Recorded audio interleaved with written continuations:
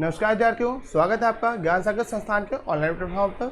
मैं सत्या सर आप सभी का स्वागत कर रहा हूं हमारी फिर से उस श्रृंखला में जिसमें हम लोग आपके एसएससी एमटीएस के एग्जाम्स के क्वेश्चंस को डिस्कस कर रहे हैं। तो आप अगर इस चैनल पर नए हैं तो सबसे पहला काम है आपको चैनल को सब्सक्राइब करना है, ताकि आपको जो भी आपके एग्जाम्स हो रहे हैं उनके क्वेश्चंस के बारे में जानकारी मिल सके, ताकि आप पैटर्न को समझ सके, पैटर्न कैसा है एग्जाम का, क्वेश्चंस कैसे आ रहे हैं, आपको क्या पढ़ कर जाना है और कैसे पढ़ के जाना है, जो सबसे ज़रूरी चीज़ है। ठीक है, और जितने भी विद्यार्थी हैं वो इसी प्रकार से हमें क्वेश्चन भेजते रहें। आप बाकायदा इस YouTube के जो आपका जो वीडियो होगा इसके आप कमेंट बॉक्स में जाकर अपने क्वेश्चंस जो भी आपको एग्जाम में मिले हुए आप उनको कमेंट्स कर सकते हैं। नहीं तो ज्ञान सागर का जो टेलीग्राम का ग्रुप चलता है, डिस्कशन ग्रुप चलता है, आप उसमें जाके कमेंट कर सकते हैं। ठीक है, तो ऐसे डेली क्वेश्चन हमें भेजते रहिएगा और हम लोग ऐसे क्या करते हैं, डेली के डेली क्वेश्चन डिस्कस करते हैं, ताकि आपको जो पैटर्न हो उसकी जानकारी मिल सके और आप क्या कर सके, ज़्यादा से ज़्यादा अच्छा पेपर कर सके। ठीक है, तो आज हम लोग 13 जुलाई का जो एमटीएस का पेपर है, जीएस का सेक्शन है, उसको पढ़ने जा रहे हैं। तो सभी से पहला काम क्या करना है आपको कि अगर मैंने फिर से बोला, अगर आप नए हैं तो आपको क्या करना है, चैनल को सब्सक्राइब करना है, ताकि आपको प्रॉपर नोटिफिकेशन मिल सके किसके लिए आपके क्वेश्चन कैसे आ रहे हैं, इन चीज़ों के लिए। ठीक है, चलिए चालू करते हैं पेपर को हमारा आपका। तो यहाँ पर हमारा आपका क्या है कि टोक्यो पैरा ओलंपिक 2021 में women 10 air rifle shoot gun में स्वर्ण पदक किसने जीता है। ठीक है, देखिएगा ये पैरा ओलंपिक है, मेरी बात समझिएगा, ये आपका बहुत छोटी सी मतलब बहुत बारीक चीज़ है, पैरा ओलंपिक है। और स्वर्ण पदक जीतने वाली कौन है, आपकी अवनी लेखरा है। टोक्यो ओलंपिक जो हमारे आपके 2020 के होने थे, जो आपके 2021 में जाके हुए थे आपके जापान में, इसमें अगर हम स्वर्ण पदक की बात करते हैं तो ओलंपिक में स्वर्ण पदक जो हमें था आपका, वो आपका ये 11 जुलाई का पेपर था। मैं इस बात समझ लीजिएगा, 11 जुलाई एमटीएस के पेपर में उसने नीरज चोपड़ा जी के बारे में पूछा गया था। तो वो पदक किसने जीता था, नीरज चोपड़ा जी ने जीता था। और यहाँ पर किसके बारे में पूछा गया, अवनी लेखरा के बारे में। तो ऑप्शन के अकॉर्डिंग क्या था आपका, अवनी लेखरा। मतलब ओलंपिक पढ़ के जरूर जाइएगा 2020 वाले, इससे हर शिफ्ट में लगभग 1 से 2 क्वेश्चन पूछे जा रहे हैं। ओलंपिक पढ़िएगा, नृत्य पढ़िएगा, ये जरूर आपके सेक्शन से इनसे पूछे जा रहे हैं। ठीक है, तो यहाँ पर आपका ओलंपिक हो गया। आगे देखिएगा अगला क्वेश्चन है, यहाँ पर क्वेश्चन था कि वास्को डी गामा ये भारत कब आया। ठीक है, वास्को डी गामा भारत कब आया, ये क्वेश्चन है। ये आता 20 मई 1498 को। 1498 को वास्को डी गामा भारत आया और वो कालीकट बंदरगाह पर उतरा। ऐसा माना जाता है कि वास्को डी गामा ने किसकी खोज की थी, भारत की खोज की थी। भारत की खोज का हम उसको बोलेंगे कि भारत के लिए आपकी जलमार्ग की खोज की थी, यूरोपीय देशों के लिए। तो वास्को डी गामा 1498 में आता है। और ये जो वास्को डी गामा होता है दोबारा आता है वर्ष 1502 में, ये भी जान लीजिएगा। दोबारा कब आता है, वर्ष 1502 में होता है। ये पुर्तगाली व्यापारी होता है जो भारत में क्या करता है, आपका समुद्री मार्ग की खोज करता है। ठीक है, ये कहाँ पहुंचा था, कालीकट में पहुंचा था। और कालीकट जब पहुंचा था, इसके कालीकट के जो राजा थे जिसका नाम था आपका जमोरिन, उसने क्या किया, इनका स्वागत किया। और जब यहाँ पर क्या करता है आपका 1998 को क्या करता है, वापस चला आता है। 1502 में देखो लिखा हुआ है आपका, ये दोबारा वापसी करता है। ठीक है, और 1524 में वायसराय के पास भारत के राज्यपाल के रूप में इसको नियुक्त किया जाता है आपका। ठीक है, और 1524 में ही क्या होती है, वास्को डी गामा की डेथ हो जाती है। ये बाकी उसके बारे में डिटेल बातें हैं, सब हिस्ट्री में होती है, लेकिन एग्जाम में आपका क्वेश्चन था सिंपल सा स्टैटिक फॉर्म में, वास्को डी गामा भारत कब आया है, 1498 में था। अगला है यहाँ पर आपका क्वेश्चन कि 1887 में कांग्रेस के अधिवेशन की अध्यक्षता किसने की थी। देखिएगा 1885 में क्या होती है, कांग्रेस की स्थापना होती है 1885।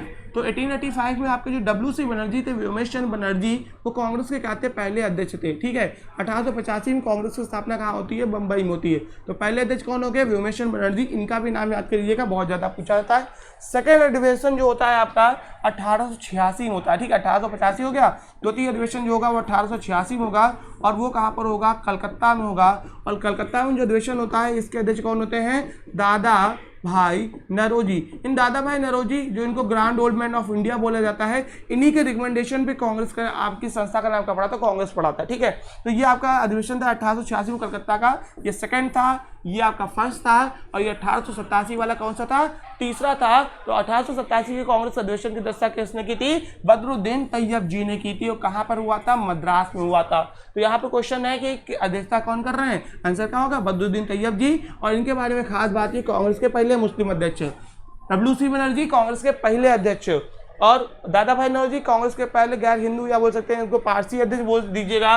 बदरुद्दीन तैयब कांग्रेस के पहले आपके मुस्लिम अध्यक्ष हैं। और ऐसे ही आपका 1888 में इलाहाबाद का अधिवेशन होता है। 86 हो गया, 87 हो गया, 88 हो गया इलाहाबाद अधिवेशन। अभी आगे क्वेश्चन है, इलाहाबाद अधिवेशन के अध्यक्ष कौन थे, जॉर्ज जूले थे, और वो कांग्रेस के पहले ईसाई अध्यक्ष थे। ठीक है, यहाँ पर देखिएगा ये क्वेश्चन है। अब आगे देखिएगा फिर क्वेश्चन आया कि 1888 का कांग्रेस अधिवेशन, क्योंकि मैं इन्हीं की बात कर रहा था, ये कहाँ पर हुआ था, इलाहाबाद में हुआ था। अध्यक्ष कौन थे, जॉर्ज यूले थे, और जॉर्ज यूले क्या थे, कांग्रेस के प्रथम अंग्रेज अध्यक्ष थे। ठीक है, ये आपका याद रखिएगा 1888, ये कौन सा अधिवेशन था, चौथा अधिवेशन था किसका, कांग्रेस का। अगला है 1896 का कांग्रेस का अधिवेशन कहाँ होता है, 1896 का कांग्रेस का अधिवेशन कहाँ पर होगा, कलकत्ता में होगा, और इसके अध्यक्ष होंगे कौन, रहमतुल्लाह सहानी। यहाँ पर स्थान पूछा गया था, स्थान क्या है, कलकत्ता है। ठीक है, तो ये आपका मोस्टली जो अभी कांग्रेस के अधिवेशन हुए थे प्रारंभिक चरणों में कलकत्ता में, क्योंकि उस समय कलकत्ता राजधानी थी, और इसके अध्यक्ष कौन थे, रहमतुल्लाह सहानी थे। खास बात यह रहती है कि पहली बार राष्ट्रीय गीत कौन सा, वंदे मातरम, इसी कांग्रेस के अधिवेशन में गाया जाता है। 1896-97 का जो अधिवेशन होता है, इसी में पहली बार क्या होता है, वंदे मातरम गाया जाता है। अध्यक्ष याद रखिएगा कौन है, रहमतुल्लाह सहानी। वंदे मातरम गीत ये लिखा किसमें, पुस्तक में है, आनंद मठ में लिखा है। लिखकर किसके द्वारा गया है, बंकिम चंद्र चटर्जी के द्वारा लिखा गया है। और ये जो वंदे मातरम गीत है वो जो आनंद मठ से लिया गया है, आनंद मठ ये आधारित है किस पर, इसका कथानक आधारित है सन्यासी विद्रोह पर। तो आपसे क्वेश्चन ये भी पूछा जा सकता है कि वंदे मातरम गीत किससे लिया गया, तो बताइएगा आनंद मठ से लिया गया। लिखा किसने था, बंकिम चंद्र चटर्जी जी ने लिया था आपका। ठीक है, और किस पर आधारित, आनंद मठ सन्यासी विद्रोह पर आधारित है। पहला क्वेश्चन है हमारा आपका, प्रो कबड्डी लीग 2021 में फाइनल किसने जीता था। देखो ये करंट का क्वेश्चन हो गया, अभी आपने हिस्ट्री के क्वेश्चन देखे थे, अब देखिए करंट का क्वेश्चन है कि प्रो कबड्डी लीग आपका किसने जीती थी, आपकी 2021 की जीती थी पटना पायरेट्स ने जीती थी। किसको हराकर, आपका दबंग दिल्ली ने किसको हराया था, पटना पायरेट्स को हराया था। ठीक है, दबंग दिल्ली ने किसको हराया था, पटना पायरेट्स को। तो अब तक बार का खिताब किसने जीता है, दबंग दिल्ली ने जीता, किसको, पटना पायरेट्स को। और पटना पायरेट्स के बारे में बड़ी बात है कि सर्वाधिक बार 3 बार खिताब किसने जीता है, इसने। 2019 में जो कोविड की वजह से आपका 2020 का सेशन नहीं हुआ था, लेकिन 2019 का आपका कौन विजेता था, बंगाल वॉरियर्स था।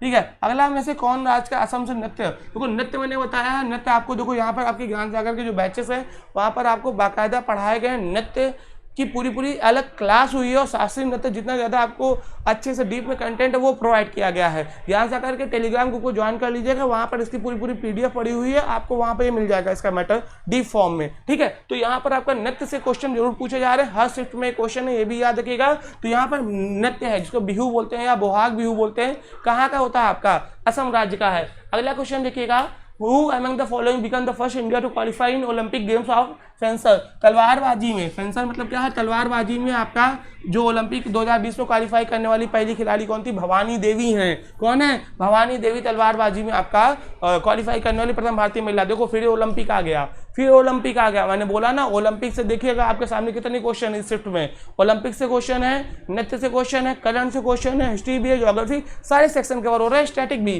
ठीक है, तो यहाँ पर क्या हो गया, आपकी भवानी देवी याद रखिएगा। अगला है, गौतम बुद्ध को ज्ञान की प्राप्ति कहाँ पर हुई थी, सारनाथ में हुई थी। सारनाथ वाराणसी के पूर्व में पड़ने वाला, आपका 100 किलोमीटर पूर्व पड़ने वाला सारनाथ, यहाँ पे गौतम बुद्ध को क्या हुई थी, ज्ञान की प्राप्ति।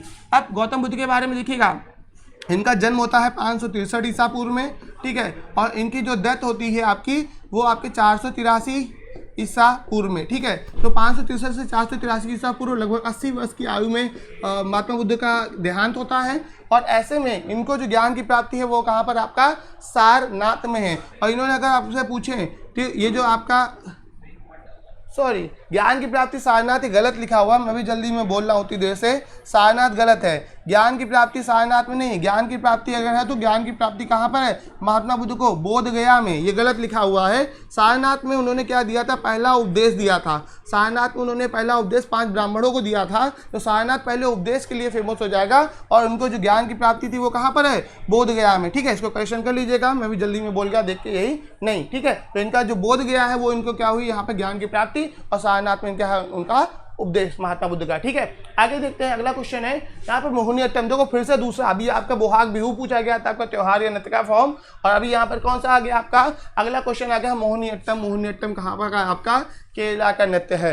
नृत्य की PDF पड़ी हुई है, आप चाहने से पहले एक बार ज्ञान सागर टेलीग्राम ग्रुप से देखकर इसको डाउनलोड कर लीजिएगा, रिवाइज कर लीजिएगा अगर आपके पास में नहीं कुछ ऐसा मटेरियल, लेकिन नृत्य से क्वेश्चन पूछे जा रहे हैं। अगला है शोषण के विरुद्ध अधिकार, rights against exploitation and come under which article of the Indian constitution. मतलब शोषण के विरुद्ध अधिकार भारतीय संविधान के किस अनुच्छेद में, भारतीय संविधान के अनुच्छेद 23 और 24 में शोषण के विरुद्ध अधिकार है। आर्टिकल 23 में आपके मानव बलात्कार, श्रम, दुर्व्यापार आदि के लिए क्या है, रोक का उल्लेख है, और 24 में क्या है, जो बच्चों के अनैतिक व्यापार या बच्चों के लिए आपसे उनसे जबरन काम कराने के लिए जो प्रावधान है वो किसमें, आर्टिकल 24 में है। बाकी बाकायदा 23 में क्या होता है आपका, कि जो भी हमारा आपका मानव दुर्व्यापार है, बलात्श्रम है, बेगारी प्रथा है, दास प्रथा है, ऐसे जो भी टर्म्स हैं वो किस में है, 23 में है। और बच्चों के लिए किस में आपका 24 में है। तो 23 और 24 किसके लिए है, शोषण के विरुद्ध अधिकार के लिए हैं। ठीक, अगला क्वेश्चन देखिएगा, पॉलिटी से देखो क्वेश्चन आ गया। अगला अनफिनिश्ड मेमोयर की पुस्तक किसकी है, ये आपकी प्रियंका चोपड़ा की है। अब देखो यहाँ पर आपका क्या हो गया, ये जो बुक है आपकी अनफिनिश्ड मेमोयर,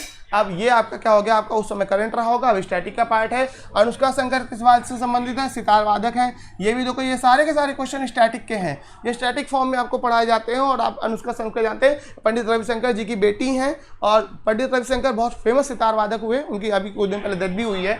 ठीक है, बृहदेश्वर मंदिर, ठीक है, ये आपका तंजावुर आपका है, या तंजौर का मंदिर इसको कहलाता है आपका। ठीक है, तंजौर का यह बृहदेश्वर मंदिर, या इसी को हम लोग आपका इसके अलावा बुलाते हैं राजेश्वर मंदिर, इसको हम लोग एक और नाम देते हैं। अगर देखो कभी बृहदेश्वर मिलता है तो ठीक है, नहीं तो क्या मिल जाएगा, राजेश्वर मिल जाएगा। तो राजेश्वर मंदिर कौन बनवाते हैं, राजा प्रथम बनवाते हैं, और ये बिलोंग करते हैं किससे, चोल डायनेस्टी से। ठीक है, डायनेस्टी कौन सी रहेगी, चोल डायनेस्टी रहेगी, चोल वंश से बिलोंग करते हैं कौन, राजराज प्रथम रहते हैं। तो यहाँ पर आपके श्रीलंका पे ये आक्रमण करते हैं सबसे पहले आपके राजराज प्रथम, ये भी याद रखिएगा। ठीक है, तो ये हो गया बृहदेश्वर मंदिर हो गया। आगे देखिएगा, अगला क्वेश्चन है, राजस्थान में सबसे ज्यादा विस्तारित नदी कौन सी है। तो यहाँ पर क्वेश्चन के ऑप्शन के अकॉर्डिंग क्या दे रहा है आपका, चंबल नदी। अगर राजस्थान में जैसे नदी पूछे तो उसकी सबसे बड़ी प्रमुख नदियों में से लूनी नदी भी आ जाती है। चंबल नदी की उत्पत्ति मध्य प्रदेश से होती है, और वो एमपी से होकर आपका राजस्थान होते हुए कहाँ जाती है, यूपी जाती है। एमपी में मालवा के पठार से निकलती है, फिर राजस्थान जाती है, और फिर आपके यूपी जाती है। कौन सी नदी, चंबल नदी, ऑप्शन के अकॉर्डिंग चंबल नदी है। और चंबल नदी है, चंबल अगर पूछे किसकी सहायक है, सहायक है तो आपको बताना है चंबल सहायक है किसकी है, यमुना की है। चंबल सहायक किसकी है, यमुना की सहायक नदी है। ठीक है, यमुना की सबसे बड़ी सहायक कौन सी नदी, चंबल नदी है। अगर चंबल की सहायक नदियां पूछें तो चंबल की सहायक नदियां याद कर लीजिएगा, ये पार्वती है, काली, सिंध है, और एक और बड़ी फेमस देख लो जल्दी से, वो कौन सी है, क्षिप्रा है। क्षिप्रा के बारे में क्या खास बात है, ये आपके इसी के किनारे आपका उज्जैन में आपका कुंभ का मेला लगता है हर साल। ठीक है, महाकालेश्वर का मंदिर भी इसी नदी के किनारे है। अगला पॉइंट देखिएगा, निम्नलिखित से किस पादप जगत का उभयचर कहा जाता है। उभयचर यानी आपके जो वाटर और लैंड साइड दोनों में रहते हैं, है ना, वो आपके उभयचर कहलाते हैं। वो आपका कौन होगा, आपका पादप जगत का उभयचर कहलाएगा आपका कौन सा, ब्रायोफाइटा, मतलब जमीन पे भी होगा, जलीय क्षेत्रों में भी होगा। जनगणना देखो, आपका 11 जुलाई का भी हम लोगों ने जो आपका शिफ्ट का पेपर डिस्कस किया था, उसमें भी आपको क्या मिला था, जनगणना के क्वेश्चन मिले थे। यहाँ पे फिर आपको जनगणना का क्वेश्चन मिला है, हर शिफ्ट में जनगणना आ रही है, जनगणना जरूर से जरूर पढ़िएगा। जनगणना, नेट, ओलंपिक, ठीक है, और ऐसे जो बुक्स वगैरह, बुक्स जैसे आपका ट्रेन टू पाकिस्तान की खुशवंत सिंह की, ये आपके इसके पहले वाले हम लोगों ने सिर्फ में डिस्कस किया हुआ है। ठीक है, तो यहाँ पर आपके बुक्स से एक राइटर बुक, ये स्टैटिक है, और ये मेरी बात सुन लीजिएगा, ये जो आप पढ़ रहे हो ना, ये आपके पेट के पेपर के लिए भी काम आएगा। पेट में भी आपका पूरा 10 नंबर का स्टैटिक है, 10 नंबर की करंट अफेयर्स है। ठीक है, समझ लीजिएगा, काम आएगा। तो यहाँ पे जनगणना 2011 के अनुसार भारत की प्रजनन दर कितनी है, 2.3% है, जो अब डाउन होकर 2.1% के आसपास में चली आई है। ठीक है, 2.1% के आसपास में अभी भारत की वर्तमान दर है। अब अभी नई जनगणना होगी तब अंदाजा लगाएंगे कितनी है, लेकिन अभी आपकी जनगणना दर क्या होगी, भारत की डाउन हुई है। अगला क्वेश्चन देखिएगा, यहाँ पर पंजाब राज्य के वर्तमान मुख्यमंत्री कौन है। अरे भाई, ये तो बहुत चर्चा में रहते हैं, पंजाब राज्य के मुख्यमंत्री कौन है अभी आपके, भगवंत मान, ये नए मुख्यमंत्री बने पंजाब राज्य के। हाल ही में कुछ दिन पहले इन्होंने क्या की थी, शादी की हुई थी, दूसरी शादी की थी, किसने, भगवंत मान ने। अगर पंजाब राज्य के हम बात करते हैं, गवर्नर कौन है, बनवारी लाल पुरोहित है, और उसकी राजधानी कौन सी है, चंडीगढ़ है। ठीक है, तो 3 चीजें किसकी है, पंजाब राज्य की, आपके सामने। अगला क्वेश्चन है, प्रायद्वीपी नदियों में सबसे बड़ी जल निकासी नदी घाटी कौन सी है। अगर प्रायद्वीपी भारत, मतलब भारत का वो हिस्सा जो 3 ओर से आपका क्या है, जल से घिरा हुआ है, ये प्रायद्वीपी भारत, इसकी सबसे बड़ी नदी पूछते हैं तो हमारे लिए कौन सी हो जाती है, ये आपकी गोदावरी नदी। ठीक है, तो गोदावरी नदी जो है ये आपके भारत की दूसरी सबसे बड़ी नदी भी है। भारत की दूसरी सबसे बड़ी नदी भी कौन सी, गोदावरी नदी। लंबाई कितनी है, 1465 किलोमीटर है, और निकलती कहाँ से, नासिक के पास में।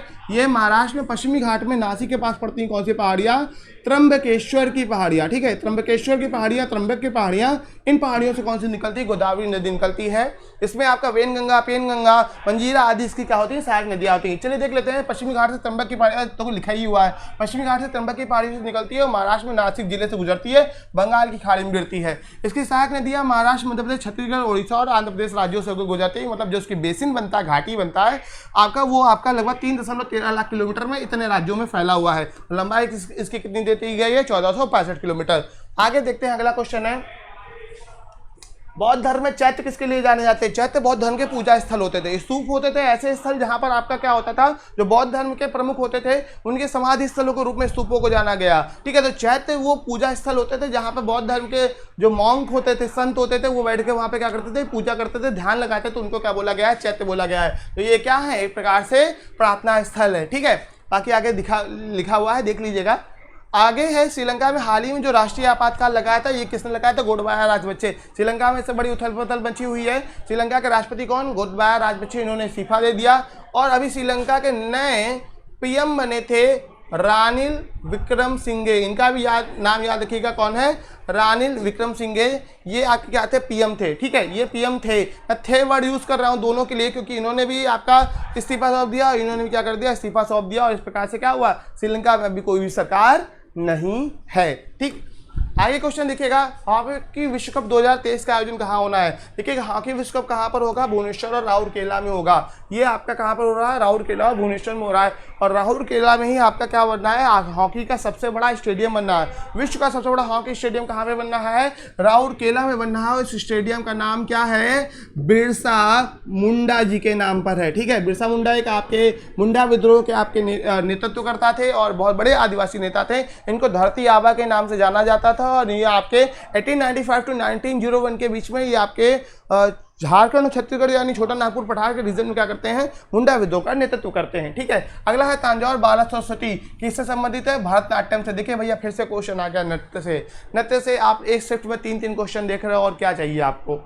अब इसके बाद भी मेरे को लगने लगता है मुझे आपका कि बताना पड़ेगा कि भैया नृत्य कितना इंपॉर्टेंट और आपको पढ़ना है। आगे क्वेश्चन देखते हैं, छोटी आंत की लंबाई कितनी होती है? ये हमारी जो एलिमेंट्री कैनाल है, यानी आहार नाल, जहाँ से भोजन होकर जाता है मुख से लेकर आपका मल द्वार तक, यानी माउथ टू रेक्टम का पूरा सेक्शन होता है, उसमें आपका जो सबसे लंबा पार्ट होता है वो क्या होता है? छोटी आंत होता है। इसकी लंबाई कितनी होती है? 6 से 7 मीटर होती है। और इसकी आपकी ऐसे बोलेंगे या तो 20 से 23 फुट या तो 6 से 7 मीटर की होती है। ये जो छोटी आंत होती है, इसमें समझ लीजिएगा जो भोजन का मुख्य पाचन और अवशोषण होता है, मुख्य पाचन और अवशोषण वो कहाँ पर हो रहा है? आपका छोटी आंत में होता है। और इसी छोटी आंत में आंतरिक रस निकलता है, जो निकलता है ब्रूनस ग्रंथियों से और लीवर क्रंच की प्रगुरिकाओं से। ठीक है, ब्रूनस ग्रंथियों और लीवर क्रंच की प्रगुरिकाएं पूछे जाए किस में पाई जाती हैं, तो बताना है आपको छोटी आंत में। अब फिर से देखो, जनगणना से फिर से क्वेश्चन है। मेरे को तो बताना ही नहीं कि भैया क्या क्या पढ़ना है आपको, सब कुछ आपके सामने ही बाबा रिपीटेड क्वेश्चन है। 2011 की जनगणना के अनुसार भारत की साक्षरता दर कितनी है? 74% है। लास्ट क्वेश्चन भी साक्षरता दर से, लास्ट वाली शिफ्ट का जो हम लोगों ने डिस्कस किया था उसमें भी आपका ये क्वेश्चन था कि आपका जनगणना की जो आपकी लिटरेसी की क्वेश्चन ये आपका रिपीट हो रहा है। ठीक है, 74% है। आगे देखेंगे। ठीक है, हाँ, तो अभी हमारे पास में इतने ही क्वेश्चन है किसके? आपके एग्जाम के, एमटीएस के। और ऐसे हम लोग डे बाय डे क्या करेंगे, सारे के सारे आपके शिफ्ट के क्वेश्चन को डिस्कस करते चलेंगे। क्वेश्चन जो भी अगर आप पेपर देने जा रहे हैं, क्वेश्चंस हम लोगों को भेजिएगा जरूर, ताकि हम आपको बता सकें एग्जाम का पैटर्न कैसा आ रहा है। आप गलत करके आए हो या सही करके आए हो, आपको इसको भी जांचने में क्या होगी? सहायता होगी। और अपने साथियों के साथ में भी शेयर करिएगा जिनका आपका एग्जाम है, ताकि उनको भी कुछ आपका इस चीज़ का फायदा मिल सके। ठीक है, आज क्लास इतनी रखेंगे, बाकी फिर मिलते हैं क्लास में। आज के लिए इतना ही, धन्यवाद।